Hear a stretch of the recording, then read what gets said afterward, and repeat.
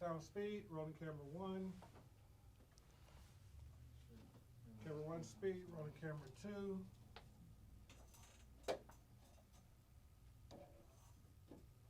Camera two speed. All right. And action. Ladies and gentlemen, welcome. This is Veterans Day 2021, and we have a stellar program for you. It's all about story. Dakar for the Performing Arts and the Pan-Africanists present Homage to Warriors, past and present. There are a variety of clubs of the Tuskegee Airmen and the Buffalo Soldiers here to meet one of our guests, meet Mr. Anthony Powell, historian. Also, General Arnold Bray is here, retired Brigadier General Arnold Bray, on the importance of the movement west, all about stories, all about African American warriors. So, without further ado, let me talk a little bit to General Bray. You are a retired Brigadier General from the Army, as I understand. Indeed, I am. I am. As a matter of fact, I take great pride in saying that because, you know, George Washington once said that you can't have a nation without an army. And so I got a chance to join our nation's first service. And but like most of the folks that's here, I came for the discourse that I could have with somebody. I spent my career looking at units and organizations and fighting soldiers. But I've learned so much from Mr. Anthony Powell about the people whose shoulders I stand on. And so while I know history and I know units and I know some individuals, he spent his life looking at each person that is served, and he's able to change some of the narratives that I know about individuals. So I'm gonna go ahead, and if you don't mind, I'm gonna take this ball and pass it to him for a second, and then we'll talk a little more. Okay, thank you very much, General Bray. Thank you very much. You know, the history of the African American soldier is a history that is sometimes can be involved in mythology. My job for 50 years has been to turn that mythology into reality, into real history. I'm going to give you an example. When I was 13, I thought I knew everything in the world.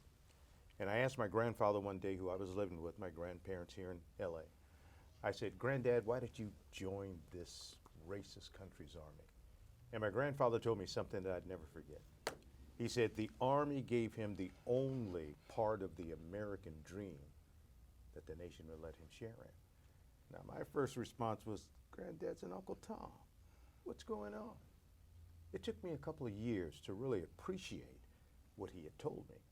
Here was a 13-year-old from Tennessee who talks his way into the American Army. For 40 years, he served in that army. And you have to remember, he was totally illiterate. But the Army stepped in. It taught him how to read and write. It taught him how to be a soldier and a wonderful citizen. So my grandfather's experiences were something that made me want to talk to other men over the course of my 50 years of seeing why you joined the Army. And each person told me something that was always unique. That something was that they were Americans. And you may say, "Well, we live in this country." Yeah, I guess they are. But they say, no, it's more than that. We bled for this country. We served this country. We helped build this country. I interviewed an old man in Phoenix, Arizona. And the guy told me, he says, "Young man, I joined the Army because I liked the uniform." And I'm saying, "Oh my God, you like the uniform?" He says, "Yeah." And I said, "Why?" Because he said it made me feel like somebody. When you look at pictures and you see individuals of African descent who served in the military 200 years ago, 100 years ago, in the present, you see these men. And so my quest has been to examine who these soldiers were. Take the myth out of who they were. Because at the end of the day, these men were Americans. And I used to say, like I said to my grandfather, you served this country, look how they treated us. But they said, we built this country.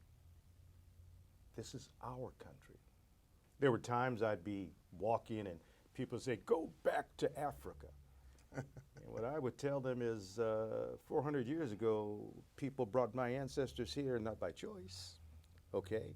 This is my place, my home, my country. And I think as I talked to these men over the ensuing years in their families, I learned one important thing. That was the love of liberty. I'll give you another good example because I talk too much sometimes. And we only have a minute before we A minute introduce the left. next person. I remember when we used to say the Pledge of Allegiance to the flag. And the Pledge of Allegiance was, I pledge allegiance to the flag of the United States of America and to the republic to which it stands, one nation indivisible, undivided, for liberty and justice for all. Wow. On that note, thank you. Thank you so much. The importance of story. Frank Martin, documentarian, was awarded the NAACP Image Award for his work, is with us. And we'd like to hear from Frank, and then we'd like to see his film. Frank? Greetings from Honduras, and which is where I live right now. Oh, yes. And had I known General Bray was going to be present, I would have dressed a little better. But always nice to see General Bray, who I like to refer to as the patron saint of For Love of Liberty, because without his tireless support, documentary would never have gotten made. The film For Love of Liberty, the story of America's Black patriots, took 10 years to make. We began it back in 2000, long before 9/11. I finished writing the treatment, as a matter of fact, on September 10th. Went to bed, woke up, the world changed, and I thought, wow, well, this story is going to be more relevant now than ever before. Well, it turned out that it was an uphill climb the whole way. This documentary spanned the revolution until the present day. And, you know, at that point, Barack Obama had not yet been elected president. So the film is an attempt to capture the multi-spectrum service of the Black America in defense of this country. And the documentary asks and answers a question that I think is fundamental to the whole discussion. And that is, why should anyone shed their blood in defense of a nation that treated them like second-class citizens? And the answer to that question is that they did it for the love of liberty. And that question is asked and answered time and time again throughout the 4 hours of the documentary. So I would encourage you all to give it a watch. You know, you can find it in, you know, various places throughout the internet. And I know that these guys are going to run some clips in the body of this program, so you'll get to see a little bit of it. But the film is a powerful testament to the pursuit of liberty and freedom. And I was greatly honored to have made it. You know, I can't take credit for the idea, but it took a village to get it made. And at the end of the day, it's probably the thing I'm the most proudest of in my career. So again, my thanks for having me here. I hope you get a chance to look at the film, and I know you'll enjoy it. So I'm going to sign off now from Honduras and toss it back over to General Bray and Mr. Powell.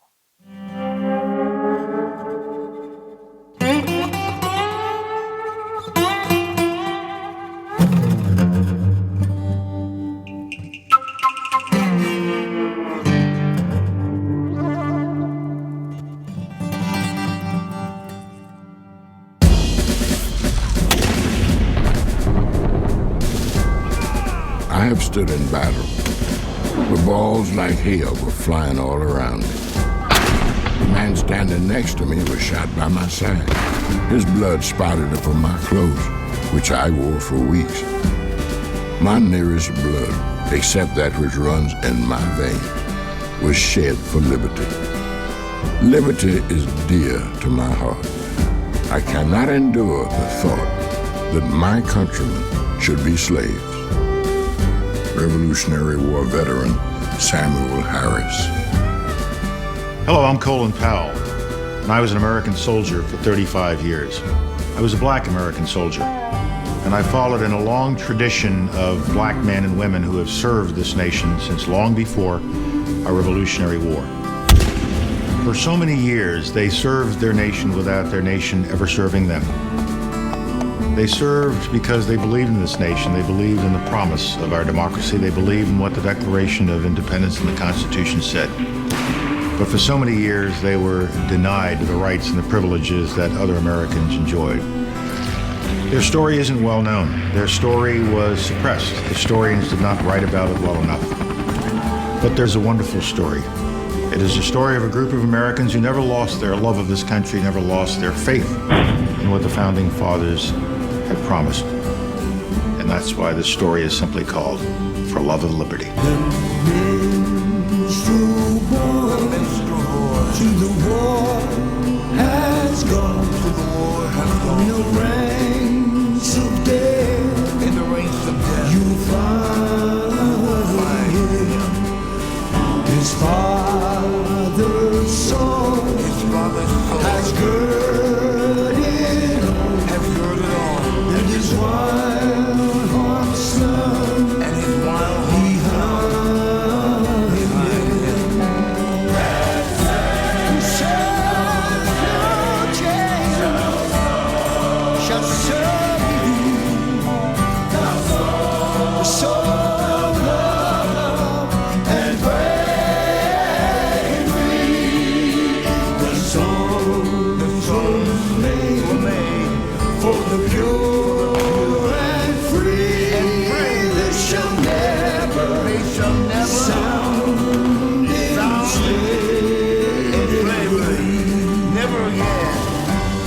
The record of this nation's African-American servicemen and women is a heroic story draped in irony. Why, despite enormous injustice, did these determined individuals fight so valiantly for freedoms they themselves did not enjoy? The answer to this question can be found in the letters, diaries, thoughts, and reflections of those who were there. Their words are relevant to every American and speak of courage, honor, duty, and sacrifice for love of liberty. I'm Halle Berry, and this is their story.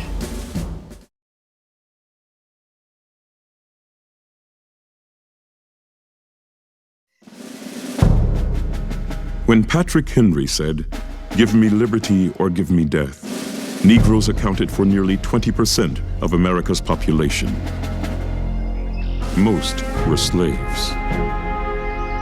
I was born on the eastern shore of Maryland in the year of our Lord, 1753, in a state of slavery, and belonged to Francis de Shields. He was a colonel in Washington's army. I was with him through the whole course of the Revolutionary War. There, human blood ran down in torrents till the waters of the river were red as crimson. Revolutionary War veteran James Roberts. In the spring of 1775, England sent a detachment of 700 men to Concord, Massachusetts, to destroy the colony's military supplies. Paul Revere passed the word that British regulars were coming and Minutemen, both black and white, were waiting for them at Lexington. Prince Estabrook was among those patriots who were wounded. He was a slave. At Lexington they did appear, arrayed in hostile form. And though our friends were peaceful there, yet on them fell the storm. Thrice happy they who thus resign into the peaceful grave. Much better there, in death confined, than a surviving slave. Poet, soldier, preacher, Lemuel Haynes.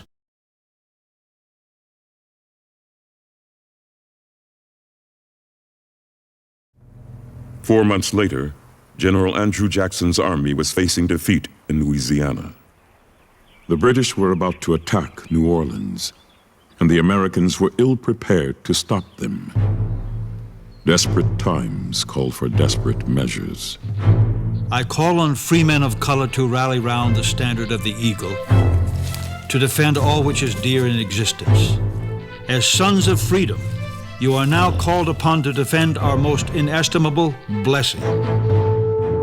General Andrew Jackson. General Jackson also appealed to plantation owners for help. The wealthy land barons offered their slaves instead of their sons. If there are not enough blacks in place of my sons, go to the Springfield plantation and get as many more. If the Negroes should get killed, they are paid for. But if my children should go and get killed, they cannot be replaced. Plantation owner, Calvin Smith. Jackson then promised the slaves their freedom. If you will go, and the battle is fought and the victory gained on Israel's side, you shall be free. James Roberts, the Revolutionary War veteran who had been sold back into slavery, heard Jackson's speech. Years later, he recalled the events of that day in one of the first slave narratives. Hardships of whatever kind or however severe vanished into vapor at the sound of freedom. James Roberts. The slaves joined some 4,000 other American soldiers, including the 1st and 2nd battalions of free men of color. The men, outnumbered 2 to 1, faced off against 8,000 battle-tested British troops. The fight was brief but deadly. We felled them like grass before the scythe. Platoon after platoon lay like scattered hail upon the ground. James Roberts.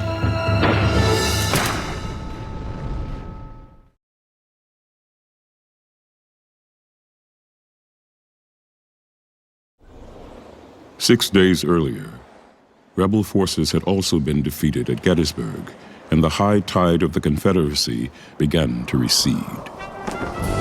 In South Carolina, the rebel fortification, Battery Wagner, was Charleston Harbor's first line of defense. The Union Army considered its capture to be essential, and the all-black Massachusetts 54th led the attack to bring it down. My dear wife, we are on the march to Fort Wagner to storm it. We have just completed our successful retreat from James Island. We fought a desperate battle there Thursday morning. God has protected me through this, my first fiery, leaded trial, and I do give him the glory. First Sergeant Robert Simmons, Massachusetts 54th. Fort Wagner was located on a barrier island. The earthen installation was defended by 1,700 Confederate troops. When the attack came, some 600 men of the Massachusetts 54th marched across an open beach. The Union soldiers were cut down by a devastating torrent of gunfire. Sergeant Major Lewis Douglas, son of Frederick Douglass, wrote of the slaughter in a letter to his fiancée. It was terrible. A shell would explode and clear a space of 20 feet. Our men would close up again, but it was no use. How I got out of that fight alive, I cannot tell. But I am here. Remember, if I die in a good cause. Sergeant Major Lewis Douglas. 272 members of the 54th were either killed or wounded in the attack. The unit's commanding officer, 25-year-old Colonel Robert Shaw, was one of those who lost his life. We were exposed to a murderous fire from the battery of the fort. Mortal men could not stand such a fire. When the men saw their gallant leader fall, they made a desperate effort to get him out. But they were shot down or reeled in the ditch below. Corporal James Goody. When the color bearer was wounded, Private William Carney raced forward to rescue the American flag. As the former slave fought his way back to the Union lines, he was shot in the head, chest, right arm, and both legs. Despite his wounds, the 23-year-old soldier staggered into camp, clutching the bloody flag. His surviving comrades broke into cheers as William Carney proudly exclaimed, "Boys, I did my duty. The dear old flag never touched the ground." Private William Carney. For his actions that day, William Carney was awarded the Medal of Honor. I decided I could best serve my God by serving my country and my oppressed brothers. Private William Carney.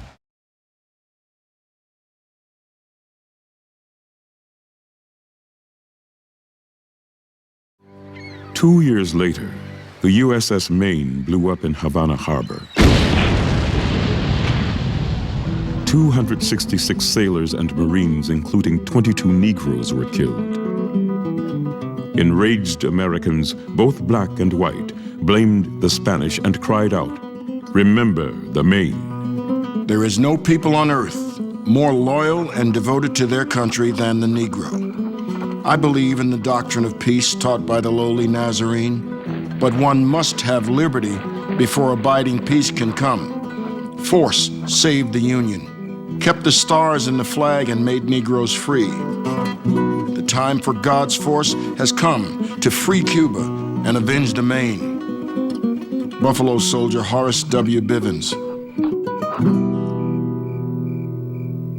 On May 1st, 1898, fighting broke out in the Philippines. Minor skirmishes were fought in Puerto Rico, but the brunt of the war would play itself out in Cuba. The colored men of America have immense interest at stake. As a citizen and patriot, let him make common cause with the people and again prove himself an element of strength and power in vindicating the honor and claims of his country in the hour of the nation's peril. If die we must, let us die defending a just cause. Cleveland Gazette. Ultimately, it was Colonel Theodore Roosevelt's Rough Riders that captured the public's imagination. However, much of their glory, as well as their lives, were owed to the Buffalo Soldiers of the 9th and 10th Cavalry. If it had not been for the Negro Cavalry, the Rough Riders would have been exterminated. I am not a Negro lover. My father fought with Mosby's Rangers, and I was born in the South. But the Negroes saved that fight. Washington Post. The charge up San Juan Ridge made the Buffalo Soldiers national heroes. All honor to the black troopers of the gallant 10th. No more striking example of bravery and coolness has been shown since the destruction of the Maine than by the colored veterans of the 10th Cavalry during the attack upon San Juan. Firing as they marched, their aim was splendid, their coolness was superb, and their courage aroused the admiration of their comrades. Their advance was greeted with wild cheers from the white regiments, and with answering shouts, they pressed onward over the trenches they had taken close in pursuit of the retreating enemy. The war has not shown greater heroism. The men whose own freedom was baptized in blood have proved themselves capable of giving up their lives that others may be free. New York Mail and Express.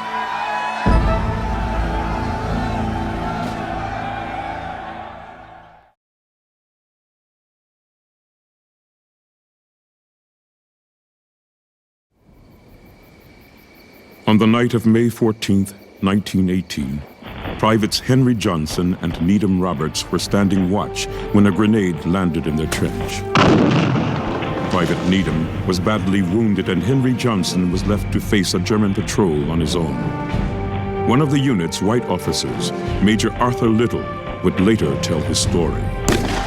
The little soldier from Albany came down like a wildcat upon the shoulders of the German. As Johnson sprang, he unsheathed his bolo knife, and as his knife landed upon the shoulders of that ill-fated Boche, The blade of the knife was buried to the hilt through the crown of the German's head. Major Arthur Little, 369th Infantry Division. In fierce hand-to-hand combat, the former red-cap porter of the New York Central Railroad single-handedly wounded or killed 24 enemy soldiers. Back in America, the story was front-page news. The press called the incident the Battle of Henry Johnson. Having shot one of his foe down and clubbed another with the butt of his rifle, he sprang to the aid of Roberts with his bolo knife. As the enemy fell into disorderly retreat, Johnson, 3 times wounded, sank to the ground, seized a grenade alongside his prostrate body, and literally blew one of the fleeing Germans to fragments.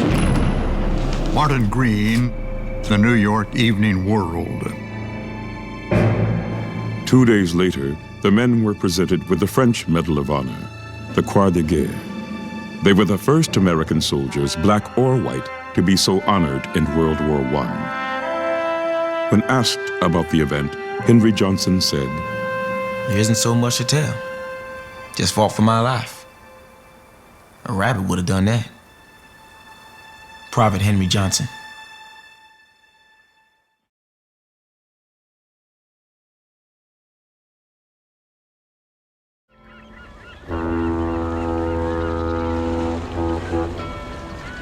In August of 1944, the Buffalo Soldiers arrived in Italy. Ulysses Lee, the official government historian for the employment of Negro troops during World War II, was there. As the thousands of black fighting men debarked from the crowded troop ships, they presented an impressive and awe-inspiring spectacle. Armed with basic weapons and full-field battle dress, proudly wearing the circular shoulder patch with the black buffalo, they moved smartly and efficiently into their unit formations. As they marched away, every man in step, every weapon in place, chins up and eyes forward, a low rumbling babble of sound came from the troops on the dock, then swelled to a crescendo of thunderous cheering, which continued until the last Buffalo unit had disappeared from sight. Ulysses Lee. The unit's white commander, General Edward Almond, didn't want them in. I did not send for you. Your Negro newspapers, Negro politicians, and white friends have insisted on your seeing combat. And I shall see to it that you get combat and your share of casualties. General Edmund Almond.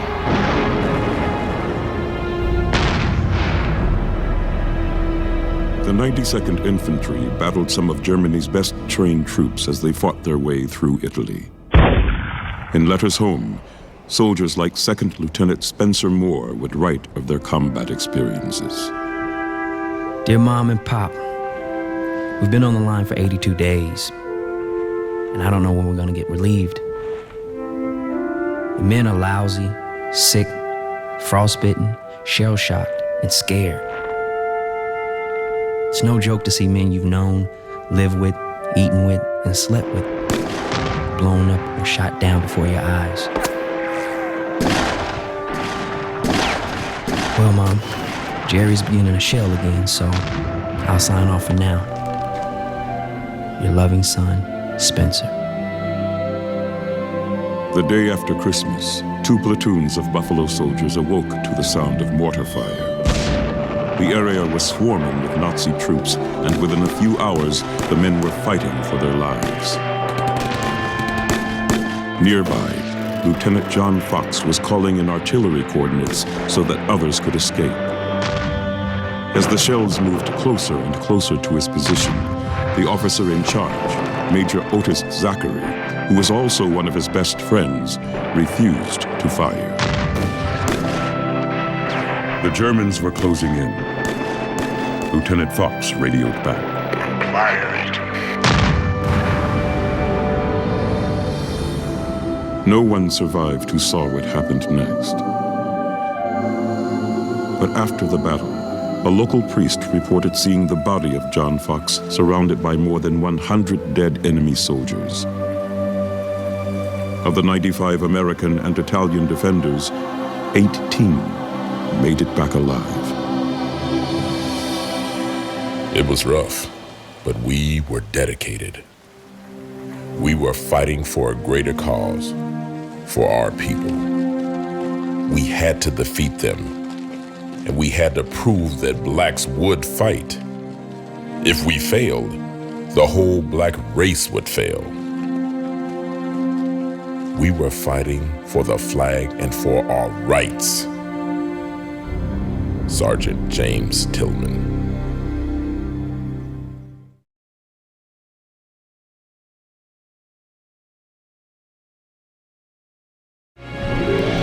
It was at the Battle of Chipori that Sergeant Cornelius Charlton became the Korean War's second Black Medal of Honor recipient. Weeks earlier, he had asked to be relieved of his administrative duties so that he could go to the front and fight. He told his commanding officer, I just don't feel right sitting here while others are doing the fighting up north. Sergeant Cornelius Charlton. He got his wish on June the 2nd, 1951, when he was ordered to attack a heavily defended hostile fortification. When the unit's platoon leader was badly wounded, Sergeant Charlton took charge, rallied the troops, and initiated 3 separate attacks. After suffering a serious chest wound, he refused medical attention. Holding his injuries with one hand and his rifle in the other, Cornelius Charlton charged into the firefight, bleeding from more than a dozen wounds. Blasting away, he continued his direct frontal assault until an enemy grenade brought him down. He died quietly next to the bunker he had just destroyed. At his funeral in West Virginia, the soldier's father was heard to say, The death of my boy distinctly makes a liar out of those who have said the Negro will not fight for our country.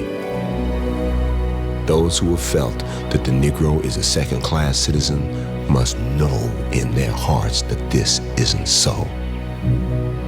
Mr. Van Charlton.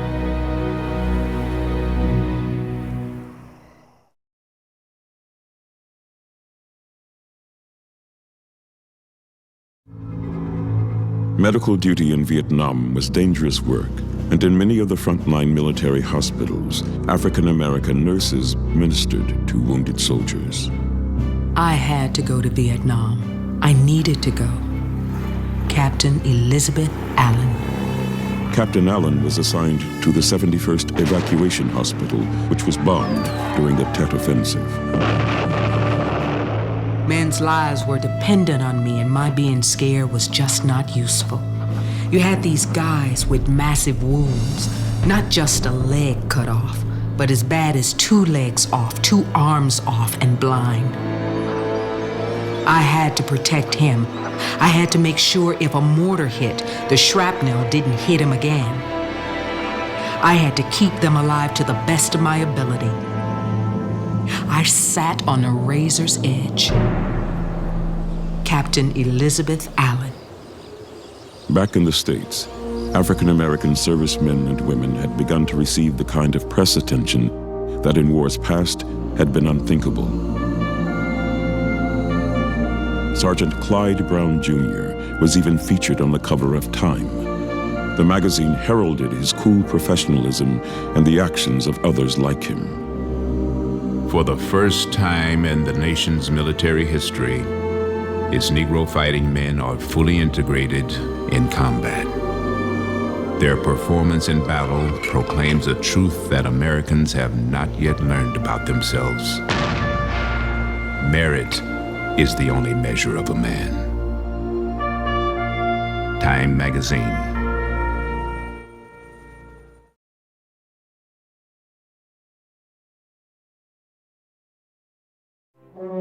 Despite countless acts of heroism during World War II, no black servicemen had yet to receive the Medal of Honor. That terrible injustice was finally rectified when 7 African Americans were recognized for their valor. These heroes distinguished themselves in another, almost unique way. In the tradition of African Americans who have fought for our nation as far back as Bunker Hill, they were prepared to sacrifice everything for freedom, even though freedom's fullness was denied to them. President Bill Clinton. The honorees included Private George Watson, who gave his life rescuing soldiers aboard the Dutch steamer Jacob when it was attacked by Japanese bombers. First Lieutenant John Fox was killed the day after Christmas, stopping a Nazi advance in Italy.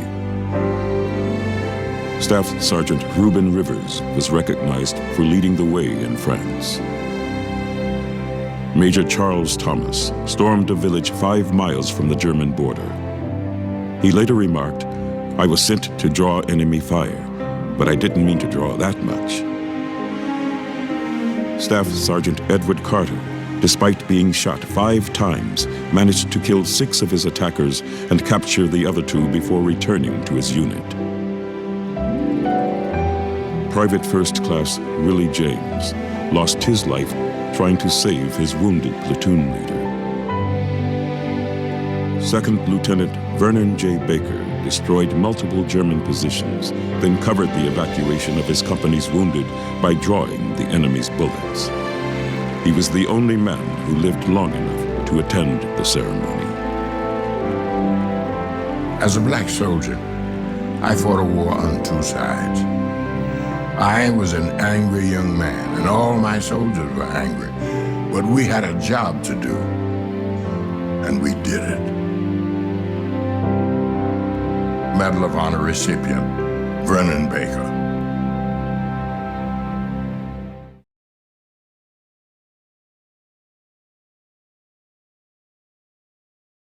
God bless America. American servicemen and women were fighting in Iraq and Afghanistan when back home, the American people elected their 44th president. On a cold winter morning, with 1.8 million people in attendance, Barack Obama placed his hand on Abraham Lincoln's Bible and repeated the oath of office. So help me God. With those words, the United States of America had its first black commander-in-chief. The time has come to reaffirm our enduring spirit, to choose our better history, to carry forward that precious gift, that noble idea passed on from generation to generation, the God-given promise that all are equal, all are free, and all deserve a chance to pursue their full measure of happiness. God bless America, my home, sweet home.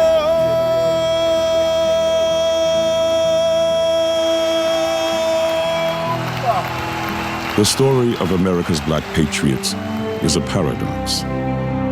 Since 1641, there has never been a time in our history when African Americans were unwilling to serve and bravely sacrifice for their country. Yet, despite this valiant heritage, until recently, no matter the conflict, whenever America was engaged in war, the question, would the Negro fight, was raised in numerous ways, and always with the same racist assumptions. African Americans were inferior. They couldn't be trusted with a gun. They didn't have the intelligence or the courage to fight. They wouldn't follow orders, let alone ever be capable of giving them.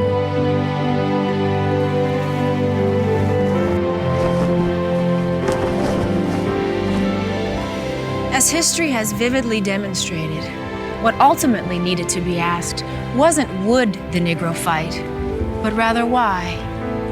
As African American servicemen and women continue to shed their blood in the defense of the United States, the answer to that question is abundantly clear. Like all Americans in all wars, African Americans fought for love of liberty.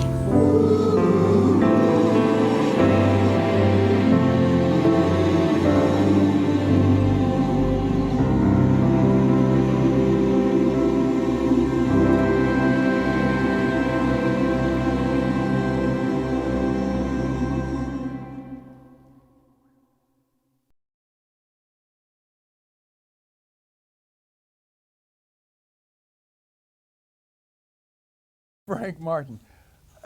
General Bray, can you put in context who Frank Martin is and the impact of the story that he's told? Yeah, Frank's story is absolutely fantastic because he had the opportunity to collect a lot of information very similar to what Mr. Powell has done, except he was in the visual arts, and so he took paintings, he took combat camera footage from wars, and what you all saw was a compilation of 10,000 hours culled down to 6 hours of classroom instruction, and then in this case, a 30-minute synopsis of what he has just, of his work.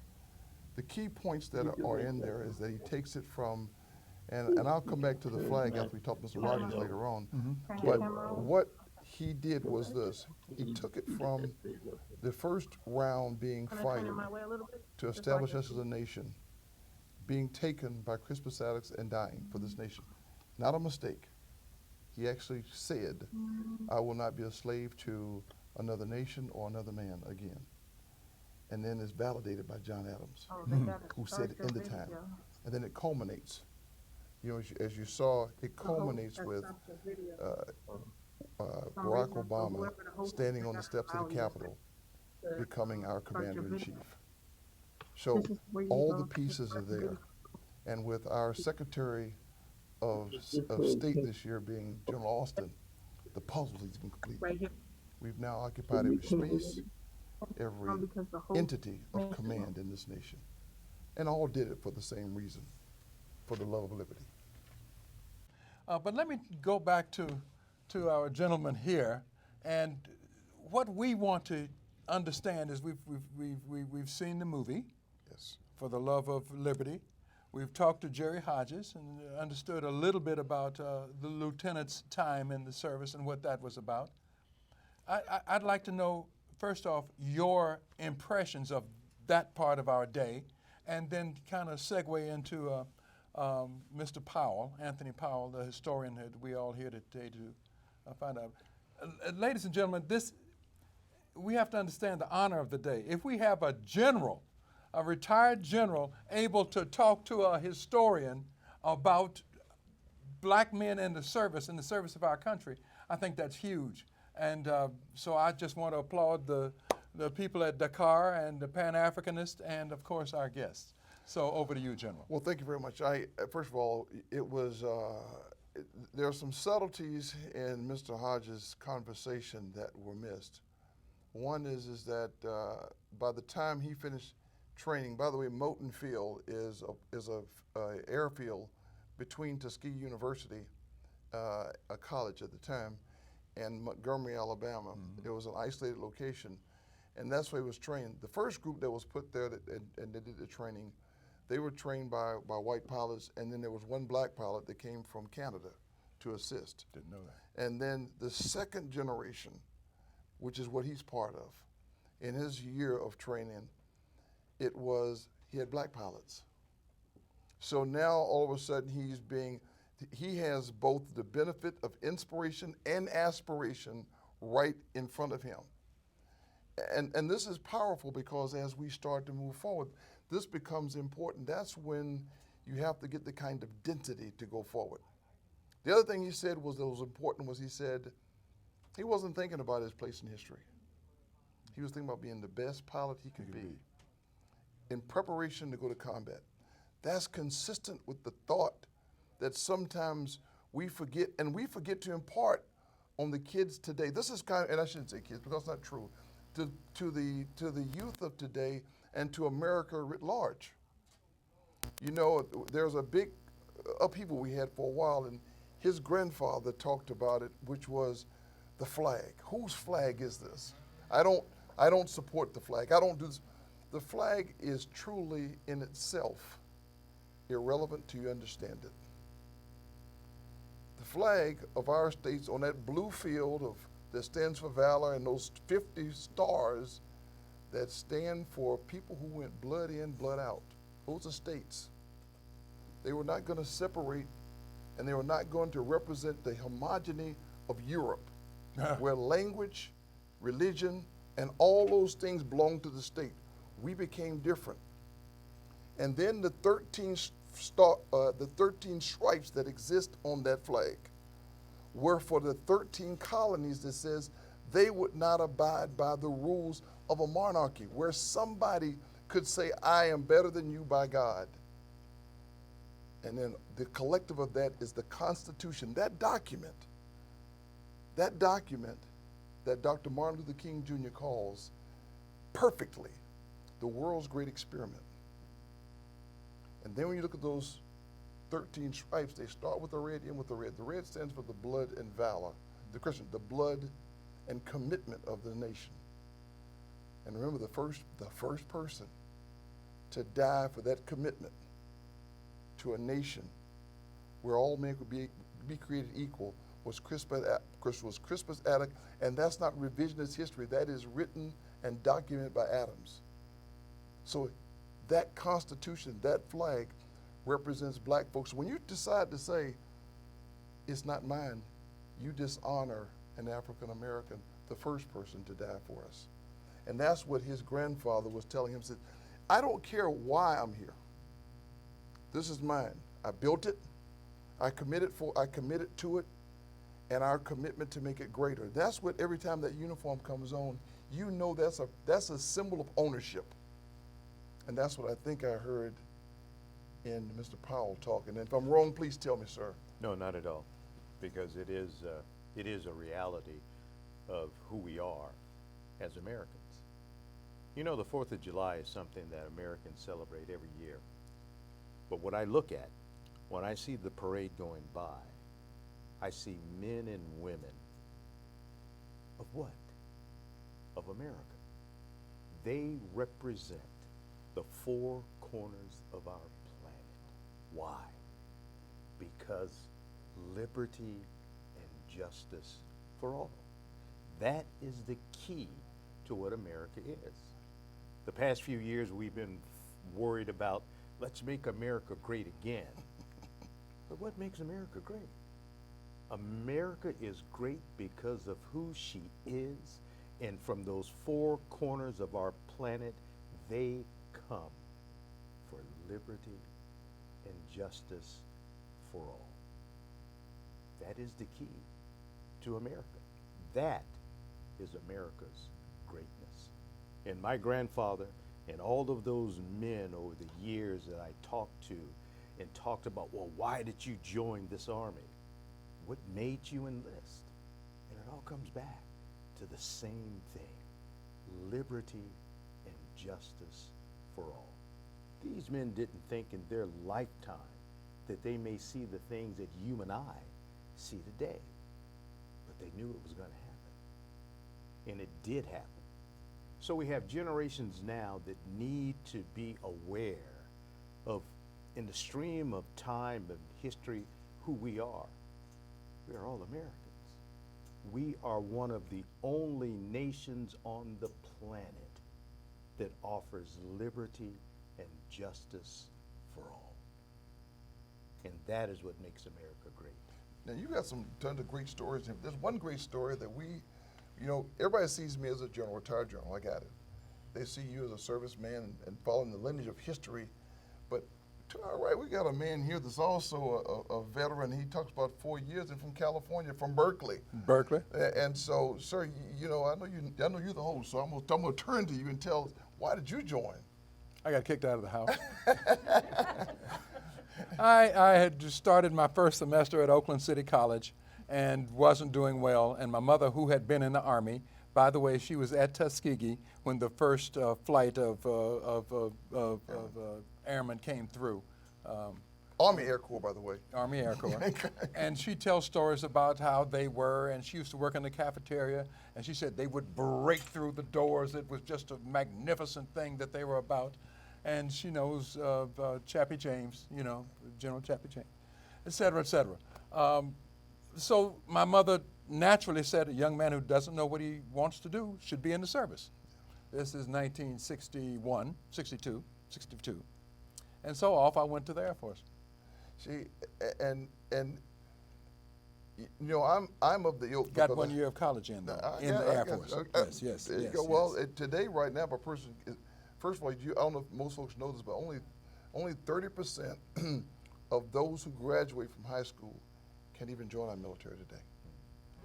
30% of those who graduate, not the 30% that didn't even graduate, they're not even in the picture.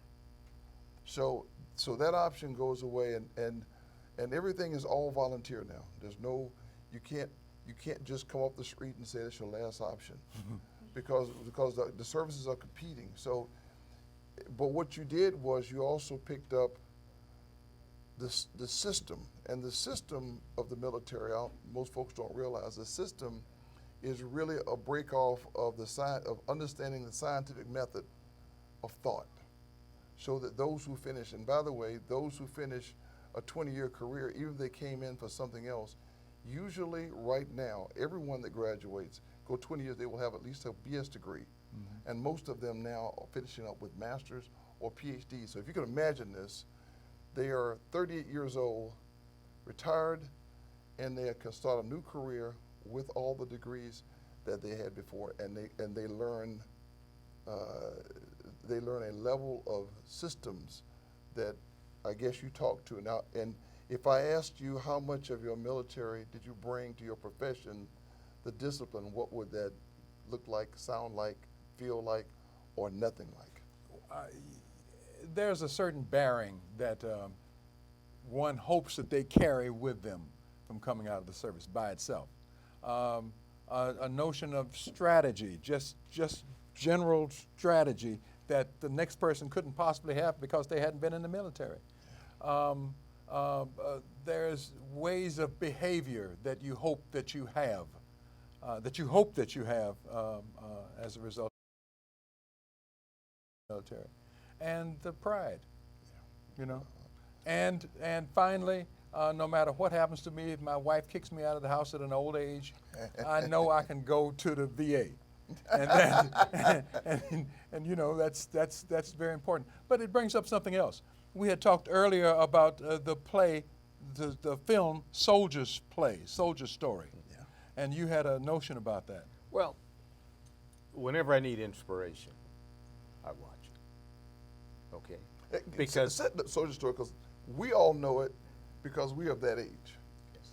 But kind of set it up for folks who might just see this and not understand Soldier Story. Well, Soldier Story takes place in military encampment where you have hundreds and hundreds and hundreds of African American soldiers. It takes you from the beginning of what was to transpire as far as a first sergeant being killed, okay? And it takes you through the trauma of this young black officer, you know, who's well, in the Navy, the JAG officers aren't. In the Army. He's a JAG. In the Army, he was a JAG officer. He was an attorney. And his job was to find out what happened. And it goes through the African American at that particular time, the soldiers, their hopes, their aspirations, who they were as men. And you have characters from all types of situations. And that was the thing that inspired me. When I look at the little guy, the sergeant, you know, he's tough. You know, he whoops up on Denzel Washington. Yeah. And, you know, it's done in a way that when I interviewed soldiers from that generation, I understood exactly what this was all about. It was about respect. It was about honor. It was about justice. I won't tell you the end of the story because you should watch it because it is very good. But they brought up something that was very interesting about why soldiers enlisted. I interviewed many, many men of my grandfather's generation. One guy was George Schuyler, who had become the editor of the Pittsburgh Courier for many, many years. And George Schuyler told me that when he joined the Army in 1912, he was in Syracuse, that's where he grew up. And he said, you know, I didn't want to be down there because the people had no hope, no future. So he said, where should I go? What should I do? And he said, the Army seemed the best choice for him. Now, Schuyler was a brilliant man with only a less than a high school education. He talks about joining the Army in Syracuse and going to the recruit rendezvous that was in Kansas, Fort Leavenworth, you know, back in that day. He talks about walking up the steps, you know, to the big parade ground. He talks about white NCOs training them initially there. And then after their training is done, they are sent all the way across country to this place called Seattle, Washington, and Fort Lawton to the 25th Infantry. And the thing that he remembers was it just wasn't a corporal that met them, but it was a battalion sergeant major. And all of his finery meeting them and taking them to the post. And that wasn't just the first. I interviewed many people who told me essentially the same thing, that they joined the Army because the Army offered to them something that they did not get outside of that structure. And I think that's important. It's very important today because we have a generation coming up that has no clue or do not identify with their grandfathers and their great-grandfathers had done. So when you go back and I interview all these people, I get their uniforms, I get all of these things that mean a lot to who they were as men. And they talk about their life in the military, the ins and outs, the good, the bad. That's all part of the story. It's part of the story of the American soldier. And I think that that is one of the most important things that we do today is to continue to perpetuate the history of our grandfathers. You know, just reaching over, and I apologize for reaching over. This is a book I did on African American chaplains. I'm not a religious man, you know, but I was always interested in how they really felt about the job that they did.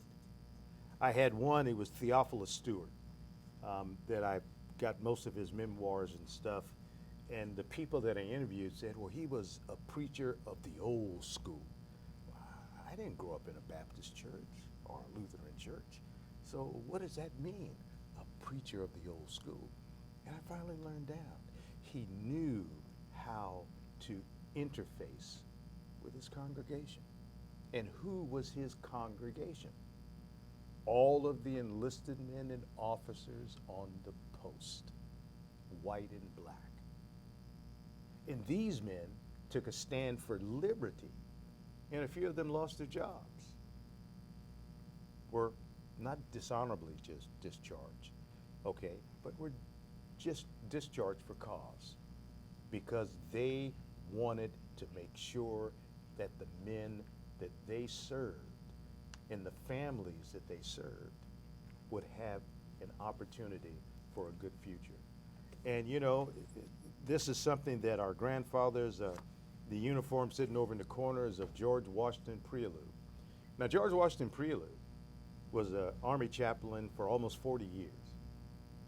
After he retired from Arizona, he moved to Los Angeles.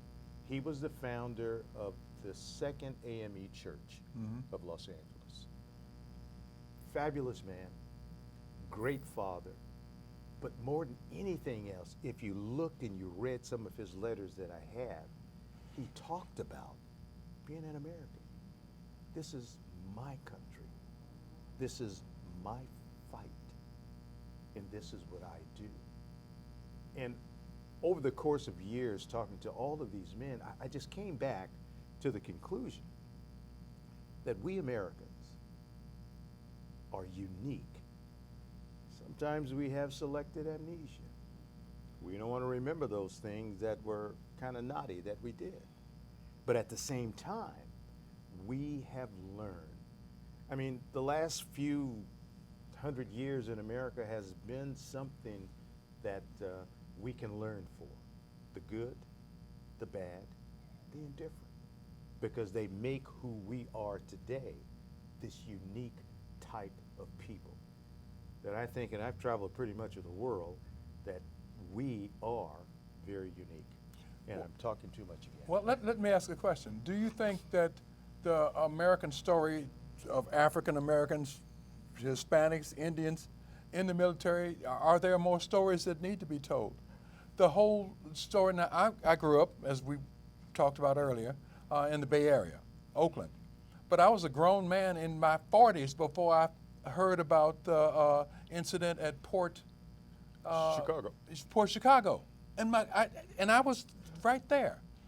Can you talk a little bit about that story? Well, the Port Chicago story was, it was a sad story. Port Chicago was the place where ammunition was kept and loaded on ships to take to the Pacific Theater of War. World War II. World War II. And 2 minutes to go. I better hurry. Make a long story short, black sailors were used to do most of that duty. And what happened was an explosion occurred that killed close to 400 sailors at Port Chicago. You could hear the explosion all the way to San Francisco. It was like a mini earthquake, but it devastated the port and it killed many black soldiers. Several black sailors decided that they were not going to unload and load these ships again without proper training. They were charged with mutiny because they refused to do the job that they had done before. And I think even to this day, I don't think they've all been truly exonerated. They haven't been. Yeah. Right. And so it's a long time. And I'm going to digress one more time. I only have just a couple of minutes. But that makes me go back to 1906. 25th Infantry in one of the most racist states on the planet, Texas. Okay? Fort Brown, to be exact. They call what happened at Fort Brown the Mutiny of the 25th. These soldiers in this post were innocent of any type of mutiny.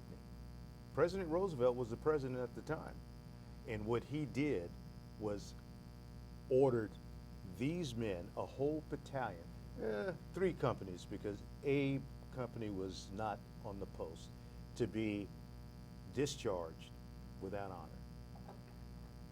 And they were. And 13 hung. That's right. Well, that's the Houston affair. Okay. Houston affair a little bit later. But there was a person, a senator from Ohio who championed the cause, lost his office, but he was able to get the Congress to look into it again. And of the 164 that were summarily discharged, 10 were allowed to re-enlist and were given back pay.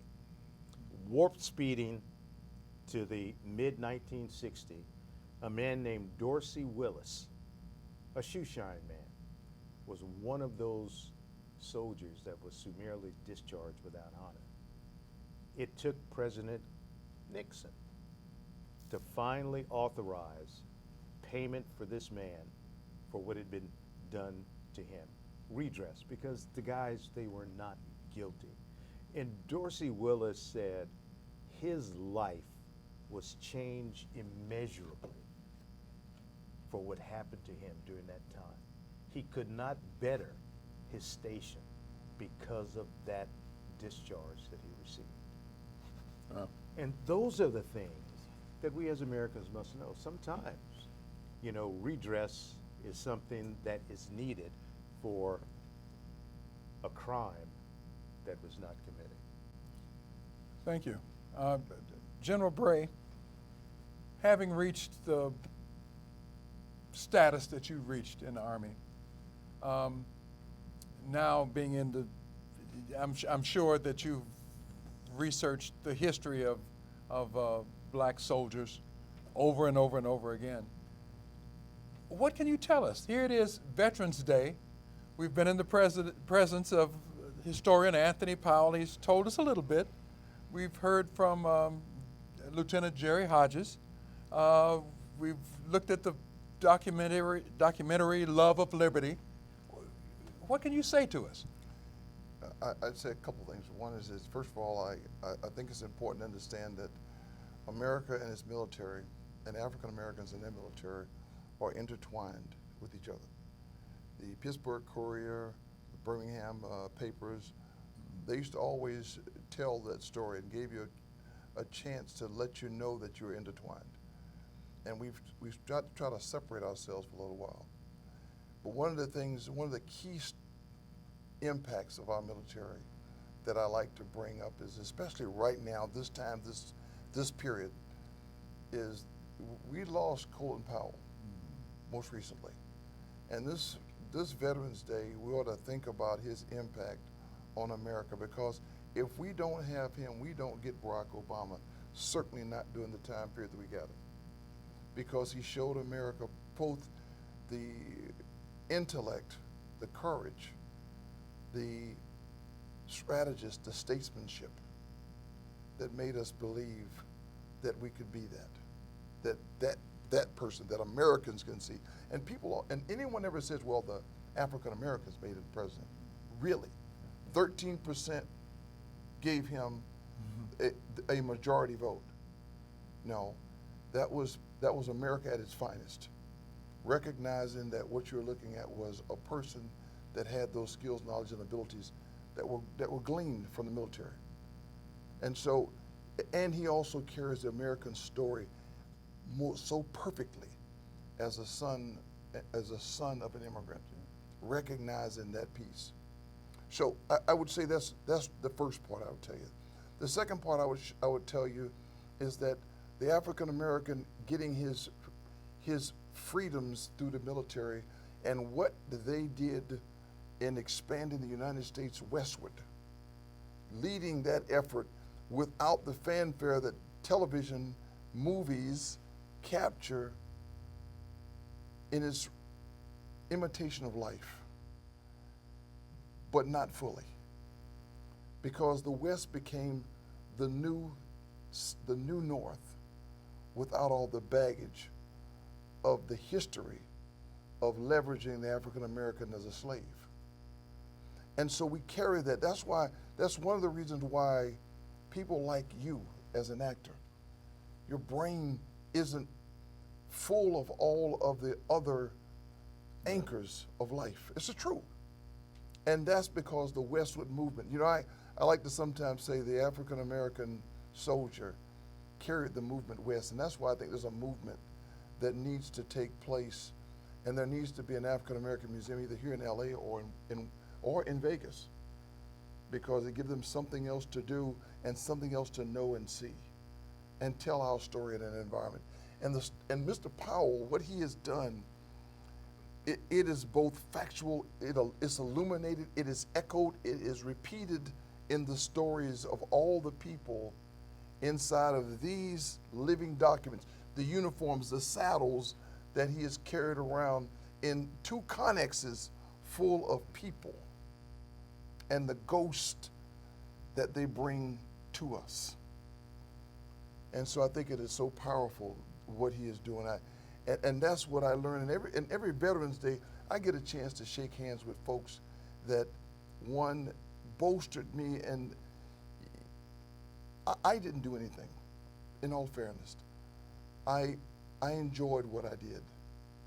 And what I do is I pay homage to the folks who are hidden inside of his grandfather's uniform and the uniform of Charles Young. That's what I get to do. I get to carry that history, carry that legacy with me, and folks like you that feel that is my honor. It's my honor to say I served. It's my honor to say that I wore the uniform. It's my honor to say that I represented this nation in over 56 countries. And that's a question I want to ask. How is the African-American soldier looked at, seen overseas? What? He is seen outside of his uniform. He is seen, there's only one time that I was, no, twice, that I was recognized for my color. My uniform was off, and I was seen as someone other than, and that was in Korea. But that let me know that the world, that was my coming out party, recognized how the world sometimes saw things.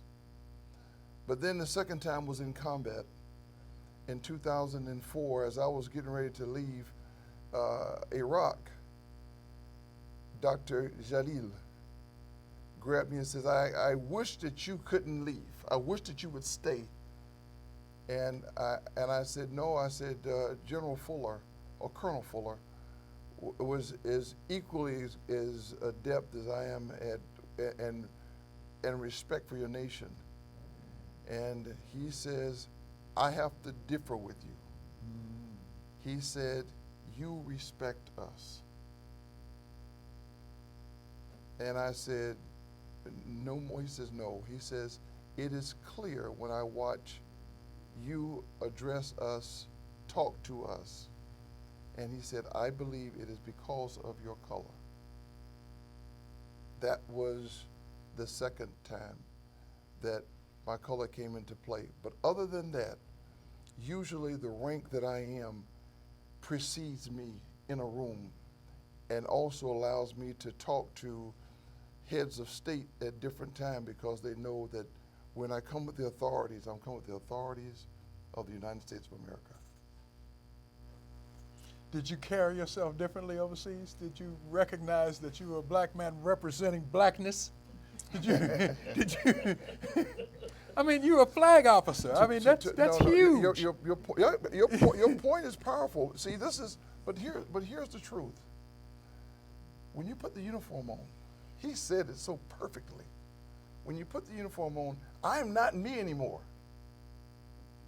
I am not me. I can't do what I might otherwise do because it's part of my character. But the other part of it is that I know, and I teach kids right now. I said, one of the 5 wells I tell kids to drink from is to make sure that one,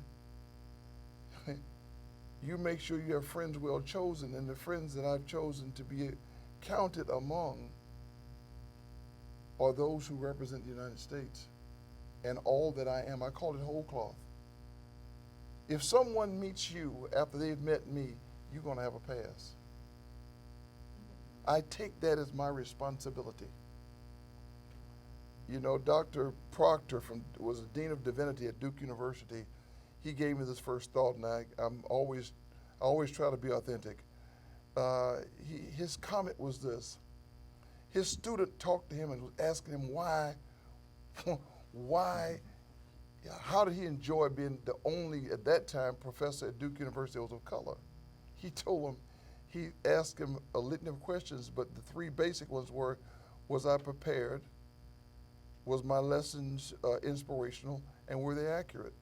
And did you learn something? He said, of course, you're one of the best instructors I have. He says, so rather than look at me as a token, think of me as a wedge. That's kind of where I want to be when I wear my uniform. In the last minutes remaining to us, I'd like to go back to historian Anthony Powell. I think we're down to seconds, correct? And I'd like you to just start naming names that we are to remember of these giants of our past, these warriors. Just names. Just names. Vance Hunter Marchbanks, Sr., 9th Cavalry, 10th Cavalry. Served 40 years, like my grandfather in the Army, retired in 1939. I have to mention Edward, and I'm having a senior moment. As we all That's do. Okay, you're entitled to it. Edward L. Baker, won the Congressional Medal of Honor during the Spanish-American War. He was an equestrian of immense ability. He graduated from the French School of Cavalry in 1897. And the United States Army let him go and paid him to go. A man almost forgotten in history. Walter Howard Loving. This was a man who, many of you don't know, wrote the national anthem for the Philippines. A black man. He was the founder of the Philippine Constabulary Band. He was the first African American to lead an inaugural parade of a president in 1909. The president, the fat guy, Taft. William Howard Taft. William Howard Taft. My grandfather, okay? Name of my grandfather. Christine, you always tell me. Oh, come on now. Don't be ashamed. Samuel Nathaniel Waller. Because it was because of him that I met a lot of old soldiers here in Los Angeles who were not afraid to tell me their stories, who were not afraid of a brash 14, 15-year-old asking them a bunch of questions. Many, many other men over the years that I've happened to interview that are in some of the books that you may even see in some movies. These soldiers, men and women, are inspiring. And I'll just take one more second. One of my very good friends bought me a scanner. Mm-hmm. She was a medical doctor. You remember her. Mm-hmm. She was a medical doctor. She started out as an enlisted man in the Army. She showed potential. They sent her to medical school. She served at Walter Reed Hospital. They were ready to transfer her, and she didn't want to leave D.C. So she made a lateral move to the Navy. Okay. And became a pathologist in the Navy. She did that for about 10, 15 years. Got to a point where they were going to make her, she had to leave again. And she made another lateral move to the Air Force as a pathologist. She retired, and she's still working today in North Carolina. I have to think of the town. She's still a pathologist for the county, okay? But that just shows you the opportunities that you could have. And it is because of those opportunities that we Americans today are what and who we are. And I'll just go back again to that Pledge of Allegiance. Okay. It says, I pledge allegiance to the flag of the United States of America, to the republic for which it stands, indivisible, which means undivided, for liberty and justice for all. Where can we get your books? From that young lady right over there. How about Amazon? Can we get them from there too? And you can get them from Amazon. What I'm in the process of doing now, these came out great, but when the pandemic started, I thought, well, maybe I don't have enough time to live. And so what I did was, I had all of these projects that I'd been working on for years, that I published 10 books. And, you know, since I'm going to live for maybe another 40 years, it's time to redo it in color, in hardback, and it's going to be through Amazon again. You know, through their programs that I really enjoy, because they give authors an opportunity to publish without going through the rigmarole. Well, I'm going to buy the whole set. Right. You're going to sign ours. Right. So this is mine, though, right? Oh, that's yours. I guess yes. Those are yours. A quick story. We talked about my humorous story having to do with a soldier's story and a soldier's play. I was around at the Negro Ensemble Company when it first started, and so I have a bunch of stories there. But a good friend of mine from Berkeley, Art Evans, is in A Soldier's Story, the movie. Mm-hmm. And to digress just a bit, as we all know, in every black barbershop in the country, they exist because of one single thing that they talk about. Every barbershop has one thing that they always go back and talk about. Art and I happened to be back in Berkeley for a class reunion. We went by the San Pablo barbershop, and come to find out what they talk about is every single day a soldier story. So when Art and I walked in the door and they saw Art, they went crazy. It made their day. That's my humorous story. We will get these books from Amazon. You can get them from me. She has a box of them. Oh, okay, okay. We appreciate that so much. I appreciate you, gentlemen. It's been my pleasure. And on Veterans Day 2021, we greet all veterans and we applaud them. And your last word to veterans. Thank you all for your service. Appreciate you for raising your hands and your commitment to the nation and commitment to its people. Thank you. I don't know what I would have done when it was time for me to raise my hand and say I do. What did we say? Not I do. We said I. You said I will support and defend the Constitution of the United States against all enemies, foreign and domestic. And the various you said I solemnly swear. I solemnly swear. And if this man had been standing up there with all of his flag uniformness, I don't know what I would have done. I'd have been a better airman, I'm sure. Appreciate you. Thank you so much. And thank you. Thank you.